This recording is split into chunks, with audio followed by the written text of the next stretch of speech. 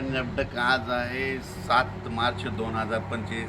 आजपासून जर सर्व शेतकऱ्याला अंदाज देणार आहे. राज्यातल्या शेतकऱ्याला सांगितलं होतं की राज्यामध्ये जे 7, 8, 9, 10पर्यंत हवामान कोरडं आहे. तसं म्हणजे सांगायचं झालं तर 14 मार्चपर्यंत हवामान कोरडं राहणार आहे. पाऊस काय येणार नाही, त्याच्यामुळे काही चिंता करायची गरज नाही. ज्यांचा गहू हरभरा काढणी आला असेल तर तुम्ही काय करा, 14 तारखेपर्यंत काढून घ्या. कारण की राज्यामध्ये 14, 15, 16च्या दरम्यान थोडं वातावरणात बदल होणार आहे. थोडं वातावरण खराब होणार आहे, म्हणून हा अंदाज लक्षात द्यायचा. पूर्वकल्पना म्हणून हा अंदाज येते. राज्यात 14, 15, 16 मार्च दरम्यान वातावरणात बिघाड होणार आहे, म्हणजे वातावरण खराब होणार आहे, म्हणून हा अंदाज लक्षात द्यायचा. पण राज्यात मात्र आता आजपासून उन्हाची तीव्रता वाढत जाणार आहे.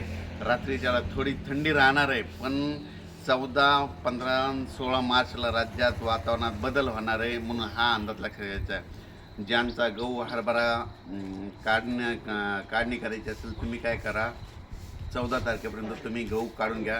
कारण की राज्यामध्ये 14, 15, 16ला वातावरण थोडं बदलणार आहे.